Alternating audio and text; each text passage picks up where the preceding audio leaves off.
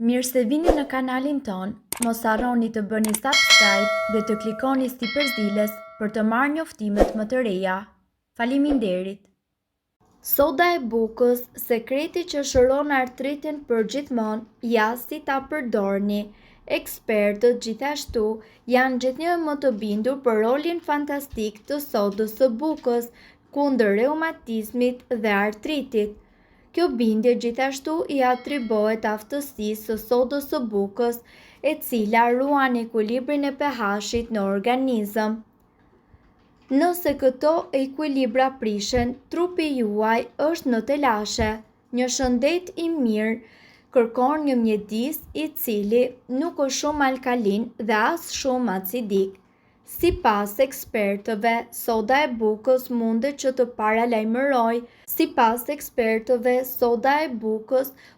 të parandalojë krijimin e një mjedisi shumë acidik. Ajo ndihmon në formimin e një mjedisi më alkalin. Sipas tyre, ajo ndihmon edhe në një mjedis alkalin i cili për organizmin tuaj është më i rëndësishmi për shëndetin në përgjithësi. Soda e bukës kundër inflamacionit.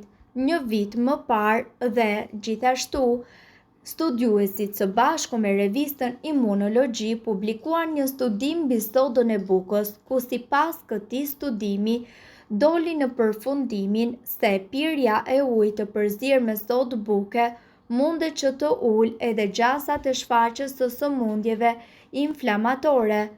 Studimi zbuloi se në vetëm një javë nga konsumi i këtij lëngu, qelizat imunitare viheshin në punë, jo vetëm për të stimuluar, por gjithashtu edhe për të luftuar inflamacionin. Për më tepër, studimi zbuloi se soda e bukës ndez shumë prej reagimeve të cilat janë anti-inflamatore të trupit. Artriti dhe reumatizma kanë të bëjnë me inflamacionin e kyçeve dhe gjithashtu ato munden të shërbejnë si një sëmundje autoimunitare, prandaj ky term ka të bëjë pikërisht me faktin se sistemi mbrojtës i organizmit nis që të sulmojë vetveten në vend të viruseve dhe baktereve. Nga ana tjetër, një gjë e tillë shkakton edhe dhimbje, ngurtësim dhe dëmtim të kyçeve. Gjithashtu, duhet të keni parasysh se një gjë e tillë do të shkaktojë dhimbje dhe prandaj soda e bukës është pikërisht produkti i cili do t'ju vijë juve në ndihmë, dhe sasia e rekomanduar e sodës së bukës varion nga personi në person. Ka ekspertë të cilët thonë se fillimi i çdo kure duhet që të jetë në 1/8 e një lugë çaj me sodë buke, të tretur në një gotë me ujë. Më pas, kjo sasi mund të rritet në 1/4 e lugës. Nëse vëreni që ju nuk mbusheni dot me frymë dhe vëreni që rrahjet e zemrës janë të larta, atëherë kjo tregon se ju e keni tepruar me sodën e bukës, prandaj tregoni të vëmendshëm dhe të kujdesshëm. Gjithashtu, artriti reumatoid është një sëmundje e cila karakterizohet nga një problem autoimun dhe inflamator, i cili ndikon në shëndetin e gjymtyrëve. Kjo do të thotë se sistemi imunitar i njeriut del nga shinat dhe sulmon organizmin. Sëmundja është e menaxhueshme nëpërmjet medikamenteve apo trajtimeve bimore. Cilat janë simptomat e artritit reumatoid? Dhimbja është simptoma kryesore e cila karakterizon këtë sëmundje. Dhimbja në fillim nis tek gishta dhe më pas përhapet tek kyçet, shpatullat, ijet dhe gjunjët. Dhimbja e kyçeve të dorës është një tregues i tepër i rëndësishëm në diagnostikimin e kësaj sëmundje. Ndjesia e ngurtësisë. Sipas të dhënave, kjo sëmundje shoqërohet edhe me ndjesinë e kyçeve të cilat janë të ngurtë dhe kjo shfaqet pikërisht që në mëngjes. Zakonisht njeriu ka vështirësi në lëvizjen e tyre. Ëndja. Në fillimet e saj, sëmundja shfaqet edhe me ëndjen e kyçeve dhe gishtave të dorës dhe të këmbës. Nxehtësi e padurueshme. Një gjë e tillë mundet që të mos jetë shumë e dukshme, por kyçet e prekura nga inflamacioni ndihen shumë të nxehta në prekje. Mos funksionimi i kyçeve. Sipas të dhënave, kjo sëmundje pengon kryerjen e aktiviteteve tuaja të përditshme. Nëse ajo prek kryesisht gjunjt, ju mund të keni vështirësi që të ngjisni ose të zbrisni shkallët. Lodhje. Të gjithë njerëzit e prekur nga kjo sëmundje ndihen tepër të lodhur. Lodhja gjithashtu është kryesore e sëmundjeve autoimunitare.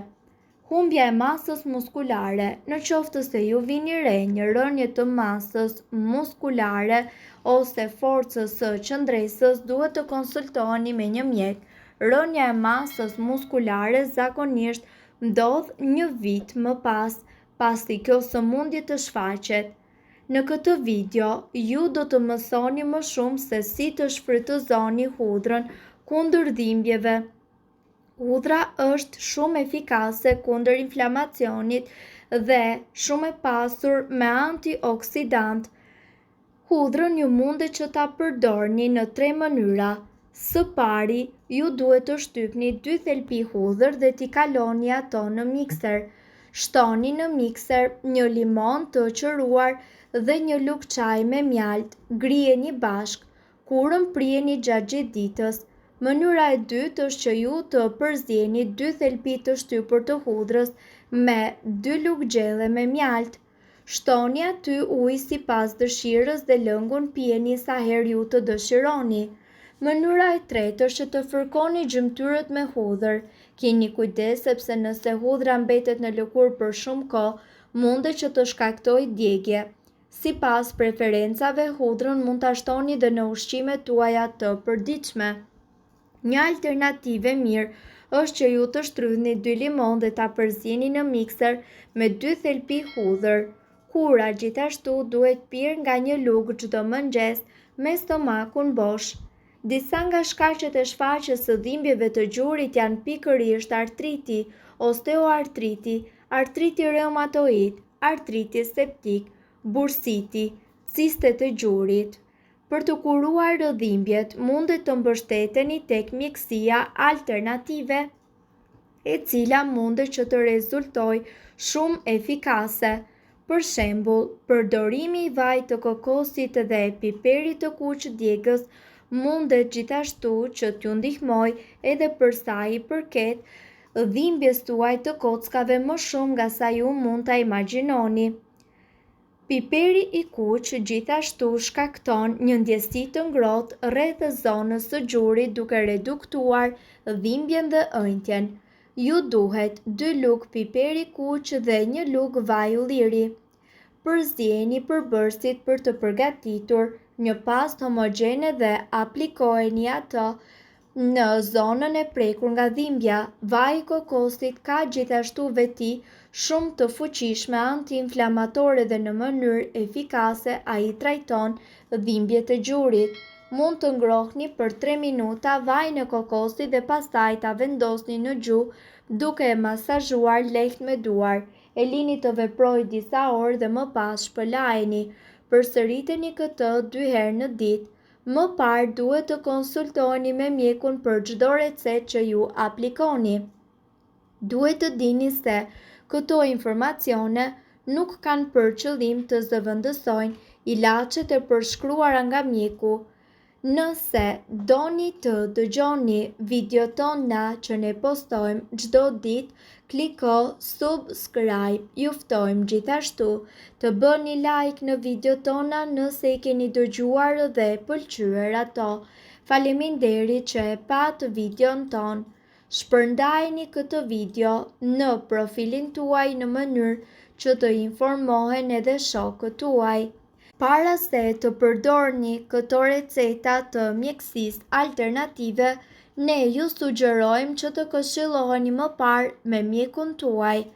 Nëse ndonjë prej këtyre përbërësve ju shkakton alergji, ne ju sugjerojmë që të këshilloheni më parë me mjekun tuaj ose të mos i përdorni këto receta të mjekësisë alternative. Shpërndajeni këtë video në profilin tuaj në mënyrë që të informohen edhe shokët tuaj. Faleminderit!